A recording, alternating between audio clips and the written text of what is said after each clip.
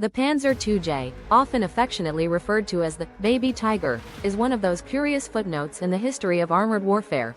A tank that promised much but delivered little, and whose story is equal parts ambition, engineering, and the harsh realities of war. To understand the Panzer IIJ, we must first dive into its origins, its design, and ultimately, why it failed to leave a mark on the battlefield. Buckle up, because this is the tale of a tank that tried to be something it wasn't and paid the price for its identity crisis. The backstory. Germany's tank evolution in the early war years. In the late 1930s and early 1940s, Germany was busy building its armored forces, experimenting with a variety of designs to see what worked and what didn't. The Panzer II, a light reconnaissance tank, was one of the early workhorses of the German army. It was small, fast, and lightly armored, perfect for scouting and supporting infantry, but not exactly a heavyweight brawler. However, as World War II progressed, the limitations of light tanks became glaringly obvious. They were vulnerable to enemy fire, and their small guns couldn't punch through the armor of more heavily protected opponents. Enter the Panzer IIJ, a late-model variant of the Panzer II that was part of a series of experimental designs aimed at creating a more heavily armored light tank. The idea was to take the nimble chassis of the Panzer II and slap on enough armor to make it survivable in combat. The result? A tank that was neither fish nor fowl, a light tank with the weight of a medium tank, and the mobility of a brick. The design. A light tank in heavy clothing. The Panzer IIJ was developed as part of the Volketenaufklärer, fully tracked reconnaissance vehicle, program, which sought to create a heavily armored reconnaissance tank. The goal was to give reconnaissance units a vehicle that could withstand enemy fire while still performing its scouting duties. Sounds reasonable, right? Well, the execution was where things went sideways. The Panzer IIJ featured up to 80 mm of frontal armor, which was insane for a light tank. For comparison, the original Panzer II had a measly 14.5 mm of armor, and even the Panzer III, a medium tank, only had 30 mm at the start of the war.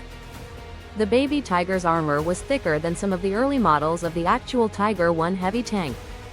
This made the Panzer IIJ incredibly resilient for its size, but it came at a cost. To accommodate all that armor, the tank's weight ballooned to around 18 tons, more than double the weight of the original Panzer II. The engine, however, remained the same, a modest 150 horsepower Maybach HL45. This meant the Panzer IIJ was painfully slow, with a top speed of just 31 km per hour, 19 miles per hour, on roads and much slower off-road. It was like putting a lawnmower engine in a pickup truck and expecting it to win a drag race. Armament was another weak point.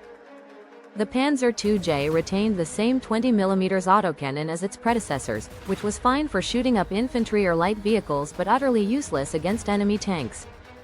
By 1941, when the Panzer IIJ was being developed, the battlefield was dominated by tanks like the Soviet T-34 and KV-1, which laughed at 20 mm pop guns.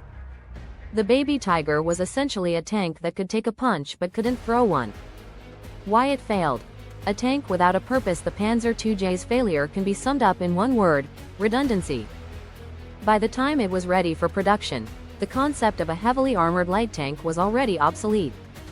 The German army had moved on to bigger and better things, like the Panzer III and IV, which offered a better balance of firepower, armor, and mobility.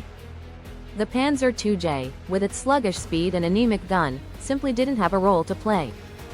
Moreover, the resources required to produce the Panzer IIJ could have been better spent on more effective designs. The tank's thick armor required a lot of steel, which was in short supply in wartime Germany. Building a light tank that weighed as much as a medium tank was not exactly a wise use of materials. Only a handful of Panzer IIJs were ever produced, and they saw little to no combat. Some sources suggest they were used for training purposes, while others claim they were quietly shelved and forgotten. Either way, the Baby Tiger never had a chance to prove itself in battle, and given its shortcomings, that was probably for the best. The legacy of the Baby Tiger. The Panzer IIJ is a classic example of what happens when you try to force a square peg into a round hole.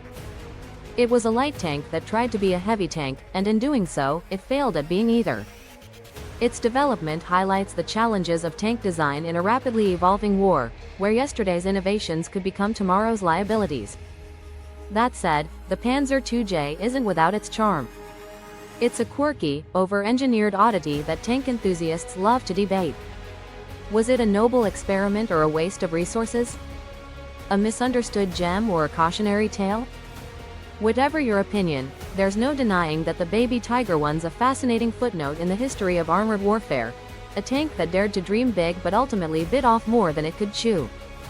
So, the next time you see a photo of the Panzer IIJ, take a moment to appreciate its absurdity.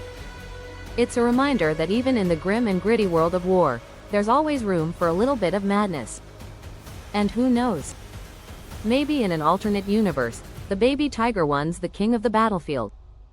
But in this one, it's just a curious relic of what might have been. Please like and subscribe to help my small channel grow. Thank you very much for watching.